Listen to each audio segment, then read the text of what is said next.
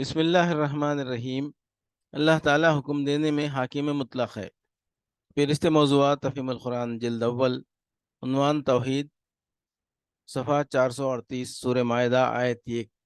ان اللہ یحکم ما یرید، بے شک اللہ جو چاہتا ہے حکم دیتا ہے۔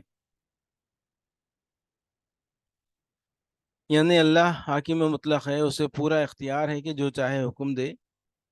بندوں کو اس کے احکام میں چوں و چرا کرنے کا کوئی حق نہیں، اگرچہ اس کے تمام احکام حکمت و مصلحت پر مبنی ہیں، لیکن بندہ مسلم اس کے حکم کی اطاعت اس حیثیت سے نہیں کرتا کہ وہ اسے مناسب پاتا ہے یا مبنی بر مصلحت سمجھتا ہے، بلکہ صرف اس بنا پر کرتا ہے کہ یہ مالک کا حکم ہے۔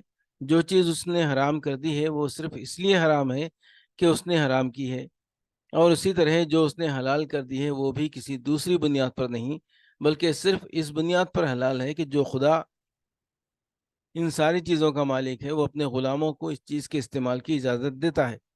لہذا قرآن پورے زور کے ساتھ یہ اصول قائم کرتا ہے کہ اشیاء کی حرمت و حلت کے لیے مالک کی اجازت و عدم اجازت کے سوا کسی اور بنیاد کی قطعاً ضرورت نہیں، اور اسی طرح بندے کے لیے کسی کام کے جائز ہونے یا نہ ہونے کا مدار بھی اس کے سوا اور کچھ نہیں کہ خدا جس کو جائز رکھے وہ جائز ہے، اور جسے ناجائز قرار دے وہ ناجائز ہے۔